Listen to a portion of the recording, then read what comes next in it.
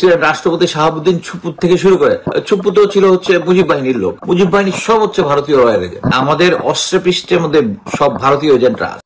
আসসালামু আলাইকুম রহমতুল্লাহ। দর্শক, রাষ্ট্রপতি শাহাবুদ্দিন চুপ্পু সে হচ্ছে ভারতের রয়্যাল এজেন্ট।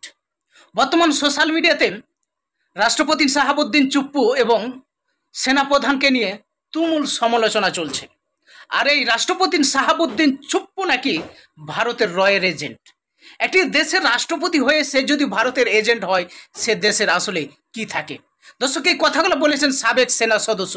আসুন আমরা সেই সাবেক সেনা সদস্যের মুখ থেকে আমরা শুনে আসি, পরবর্তীতে আমরা দু এক কথা বলবো।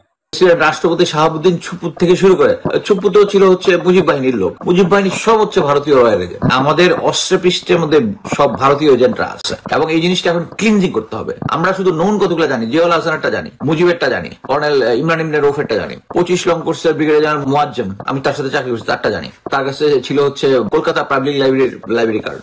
বাংলাদেশে কিভাবে ভারতীয় অগ্রাসনের মধ্যে পড়ছে, আমাদের গোয়েন্দা সংস্থাগুলোর ভিতরে ঢুকে গেছে কিভাবে। কিছুদিন আগেও এয়ারফোর্সের একটা অফিসার দেখা গেছে যে সে ভারতীয় এজেন্ট, তার কোনো ক্লিয়ারেন্স কিছুই হয়নি। পরবর্তীতে যারা ক্লিয়ারেন্স করেছে তারাও গায়ে। বাংলাদেশের যে আদালত সিস্টেমটাকে যে কুক্ষিগত করেছে, যেটা হচ্ছে সরকারের নিয়ন্ত্রণ করেছে, এটার ব্যাকগ্রাউন্ডে হচ্ছে এই হামিদ স্যার সেই কর্নেল থেকে। এবং জামাত ইসলামী নেতাদেরকে যে ফাঁসি দেওয়া হয়েছে, কাকা চৌধুরীর ইয়ার যে সাক্ষী ছিল সে সাক্ষী নাই, বা আরো কয়েকজনের যে সাক্ষী ছিল সাক্ষী নাই বা ম্যানিপুলেট করা, এই সবগুলোই করেছে এই হামিদ স্যার।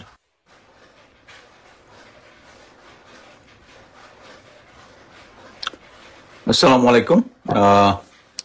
অ্যাকচুয়ালি এখন লাইভে আসার কথা ছিল না, অনেকক্ষণ ঘুমানোর কথা ছিল। যে ভাবলাম যে একটা সিচুয়েশনে আজকের সাবজেক্ট হচ্ছে মেজর জেনারেল রিটায়ার্ড হামিদুল হক। সবাই আমরা জানি এক্স প্রাক্তন ডিজিএফআই, তাকে অবসর দেওয়া হয়েছে, ফোর্স রিটায়ার্ড যেটাকে বলে।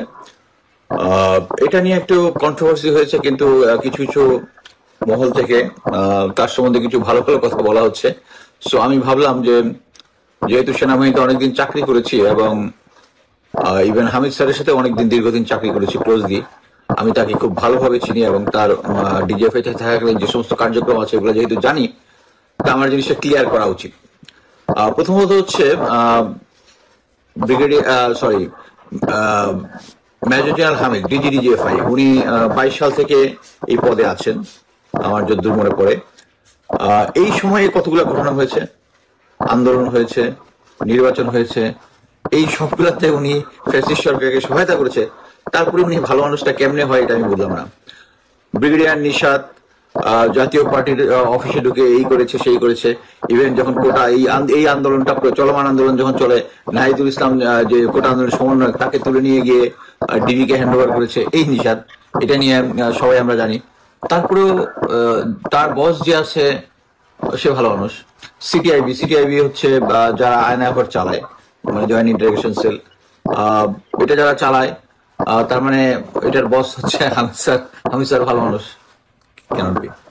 সিম্পল। আমি প্রথমে বলি, আমি ওনাকে যখন আমি একদম ক্যাপ্টেন লেফটেন্যান্ট অবস্থায় আমরা একসাথে সিলেট ক্যান্টনমেন্টে চাকরি করেছি, উনি আমার ইনস্ট্রাক্টর ছিলেন একটা কোর্সে, ক্লোজলি দেখেছি। ভালো মানুষ, নিতান্তই ভালো মানুষ। বাট ভালো মানুষ হওয়া আর ভালো মানুষ হয়ে নিজের কেরিয়ারের জন্য দেশকে বিক্রি করে দেওয়া তো এক জিনিস না। প্রথম হচ্ছে উনি যখন কর্নেল অবস্থায় ডিজিএফআইতে ছিল, সরকারের পক্ষে এই আদালতটাকে, বাংলাদেশের যে আদালত সিস্টেমটাকে যে কুক্ষিগত করেছে, যেটা হচ্ছে সরকারের নিয়ন্ত্রণ করেছে, এটার ব্যাকগ্রাউন্ডে হচ্ছে এই হামিদ স্যার সেই কর্নেল থেকে। এবং যে সমস্ত জামাত ইসলামী নেতাদেরকে যে ফাঁসি দেওয়া হয়েছে, এই যে মনে করেন আমরা সবাই জানি, এই একজনের সাক্ষীর নামটা ভুলে গেলাম, কি যেন একটা সাক্ষী, যে সাক্ষীটা নাই, এই জন্যই কাকা চৌধুরীর ইয়ার যে সাক্ষী ছিল সেই সাক্ষী নাই, বা আরো কয়েকজনের যে সাক্ষী ছিল সাক্ষী নাই বা ম্যানিপুলেট করা, এই সবগুলোই করেছে এই হামিদ স্যার। তারপরে আমি সবচেয়ে যখন ওনাকে অ্যাকচুয়ালি চাকরিতে থাকা অবস্থায়, তো এরকম যখন আমি ছিলাম তখন তো আর এইরকম সিচুয়েশন ছিল না। তখন যেটা হয়েছে, আমি যখন সুদানে ছিলাম ইউএন মিশনে, আমি একটা ইউনিটের সিও ছিলাম। সো আমাদের কম্পার্টমেন্টে ওনার, যদিও আমাদের এখানে থাকার কথা না, বাট আমরা যারা মিলিটারি অফিসার যারা বাংলাদেশের, তাদেরকে আমাদের যেহেতু অ্যাকোমোডেশন ছিল, ওনাদেরকে আমাদের অ্যাকোমোডেশনের ভিতরে থাকতে দিতাম, ওনারা খাওয়া দাওয়া আমাদের সাথেই করতো। সো যেটা হয়তো প্রতি বৃহস্পতিবার দিন আমরা তাস খেলতে বসতাম।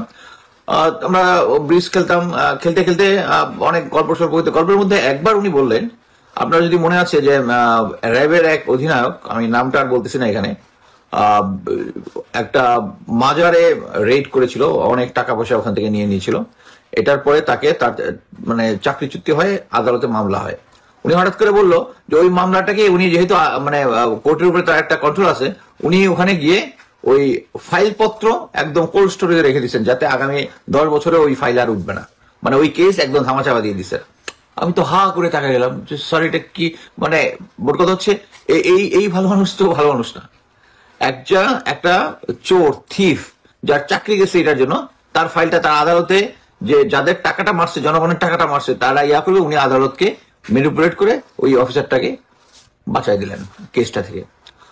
এর মধ্যে উনি এই 2022 থেকে এই পর্যন্ত আর অনেকগুলো চিঠি আসছে, দেখলাম উনি লেফটেন্যান্ট কর্নেল থাকে কয়েকটা ওয়ার্নিং খেয়েছেন।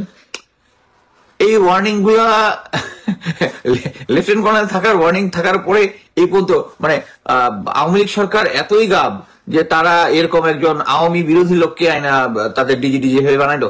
আর এটা দিয়ে সেই এর আগের 2024-এর নির্বাচনটা করাই ফেললো। It's not. আমাদেরকে বুঝতে হবে যে আমাদের যে সেনাবাহিনীতে যে ক্লিনজিং যেটা চলতেছে, slow but in the right track.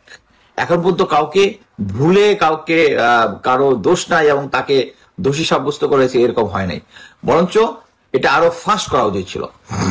এখানে প্রাক্তন 3জন ডিজিডিজিএফআই কে একসাথে ফোর্স রিটায়ার করা হয়েছে। একজন হচ্ছে lieutenant general Tabrez Shams, lieutenant general Saiful Alam, আর এটা হচ্ছে মেজর জেনারেল হামিদ।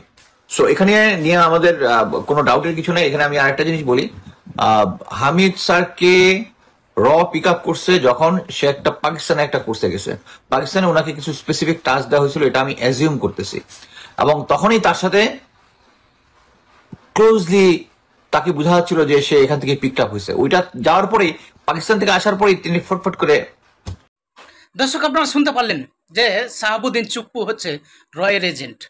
রাষ্ট্রপতি, এমন রাষ্ট্রপতি যদি থাকে তবে সে দেশটার কি অবস্থা হতে পারে। এই রাষ্ট্রপতি শাহাবুদ্দিন চুপ্পুকে খুব দ্রুত এখান থেকে পদত্যাগ করাতে হবে, তবে এ দেশটা খুব চক্রান্তর ভিতরেই থাকবে। এরকম একটা গুরুত্বপূর্ণ পদে, রাষ্ট্রপতি পদে যদি ভারতের রয়ের এজেন্ট বসে থাকে, কোনোদিনই এই রাষ্ট্র সংস্কার করা সম্ভব হবে না। অতএব খুব দ্রুত এই রাষ্ট্রপতি শাহাবুদ্দিন চুপ্পুকে পদত্যাগ করাতেই হবে, নইলে এ দেশের ভবিষ্যৎ ভালো হবে না। কোনোদিনই সংস্কার করে এ দেশ উন্নত রাষ্ট্রতে পরিণত হতে পারবে না। অতএব এই শাহাবুদ্দিন চুপ্পুকে পদত্যাগ করাইতে হবে। দর্শক, এ সম্পর্কে আপনাদের মতামত অবশ্যই কমেন্ট বক্সে জানাতে ভুলবেন না। আসসালামু আলাইকুম রহমতুল্লাহ।